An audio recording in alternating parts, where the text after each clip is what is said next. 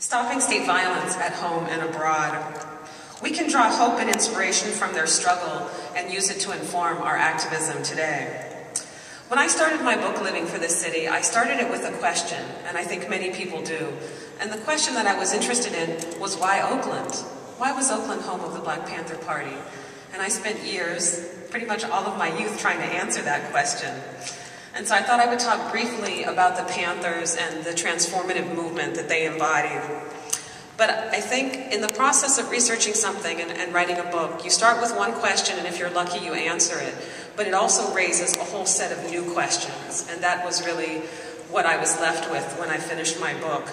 And one of the big ones was thinking about the subsequent generations that followed the Panthers and what I call the Black Power generation, my own generation, born and coming of age in the era of Reagan and after, and thinking about the problems and constraints that we face and how it fit in with this earlier period of activism. So I'd like to start with some images. I describe my book, Living for the City, as a tale of origins familiar and unfamiliar. And what I mean by that is that the Black Panther Party appears in popular culture, and it's a story that we always think that we know. Founded in October 1966, the March on Sacramento, police patrols, Huey Newton and Bobby Seale. But what I found when I started researching it is that much of the history is not known. And it raises a question about how you write history and the sources that you use to do it. After starting this research, I saw that much of the history that was needed to write the history of the Black Panther Party and the Black Power movement more broadly wasn't contained in traditional archives. And I felt that it was necessary to do oral histories and to create an oral archive, an archive of the rank and file people involved. And in the process of doing that, I found a very different history, one that challenged a lot of the expectations about who the Panthers were and how they came to be. And some of the important themes that I found were, first, that while the party was thought of as the quintessential northern urban Black Power movement that contrasted the movement for nonviolent civil disobedience in the South, most of the Panthers came from the South. They were Southern migrants who settled in West Coast cities. And that experience of traveling from the South to West Coast cities and encountering the state of police and prisons was foundational to their mobilization. So that was the first question, is that many of these people were migrants, and it was that experience of settling in northern cities, which they thought were better than southern cities, would be a site of freedom. And instead, what confronted them in many respects was policing, incarceration, and juvenile prisons 40 years before mass incarceration. So this experience of being incarcerated in the California Youth Authority, when we think of the Panthers, we think of their police patrols and protests against police brutality. But I found in my interviews that many of the people that became Panthers actually were imprisoned in juvenile prisons and youth authorities as children. Junior high school, teenagers, 40 years before mass incarceration. And so their engagement with state violence started very early and was very painful. And it is out of that experience that you see this mobilization. And I think it's important, as we talk about what's happening today, to look at how youth in the past have mobilized against mass incarceration and been able to build mass movements. Another important piece of this story is the importance of education. And I think that's not talked about enough in the context of the Black Power movement and youth movements more broadly.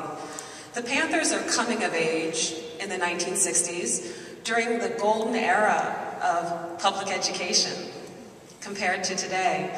California in particular, seat of the Cold War, Fortress California, had incredibly well-funded schools, both K through 12 and higher education. And when I interviewed young Panthers, people that had been young Panthers in the 60s, what I found is that many of them first became politicized through study groups. And I like to describe this by saying that it's a little-known fact that the Black Panther Party started with a study group. Young people, high school-age people, got together, started reading texts in common, and began to think about how their experiences in schools, their experiences in police, how that was informed by reading books in African American history. So it started very small with a conversation among young people informed by common readings. So the study group was crucial to this. And they come of age, attend high school at a time when higher education in California was free. Anyone with a GED or a high school diploma could attend higher education. And lo and behold, a lot of the infrastructure for the Black Panther Party and the other Black Power organizations that emerged in the 60s started in those public college study groups. So our public schools and our public universities like City College are crucial, absolutely crucial to political mobilization. So I just wanted to show you some hopeful images because we're going to be talking about mass incarceration, which is a very hard and difficult thing to talk about. But I wanted to go back and think about this period in the 60s and the transformation of youth and the movement that they produced. I like to call these images Black Power before and after. This is a picture of Oakland in the 1950s. And it's taken at a community center in DeFremery Park, which was the center of Black Oakland in World War II in the 1950s. And this is a picture of a state-sponsored recreation program. This is the same community center 13 years later in 1968. And the question is, what happened between 1955 and 1968 that led to this mobilization? Similarly, a fraternal organization in the 1950s. Same park, same place in 1968. So Living for the City is going to trace this self-transformation of young people in a time of global upheaval. A key part of talking about this is migration.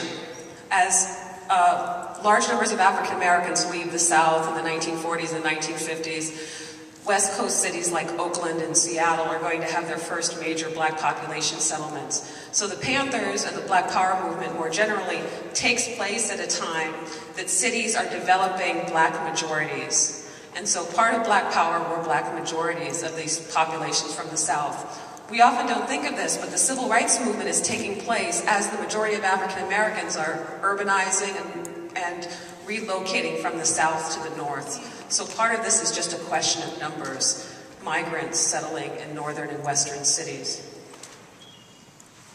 This is a picture of Merritt College, which I call the true home of the Black Panther Party. It was a community college that was located just on the edge of West Oakland. And this is a place where the world changed quietly when no one was watching, when the first generation of migrants come of age, begin to join study groups and become politicized through this process. So education was absolutely central to the revolution of the Black Power movement.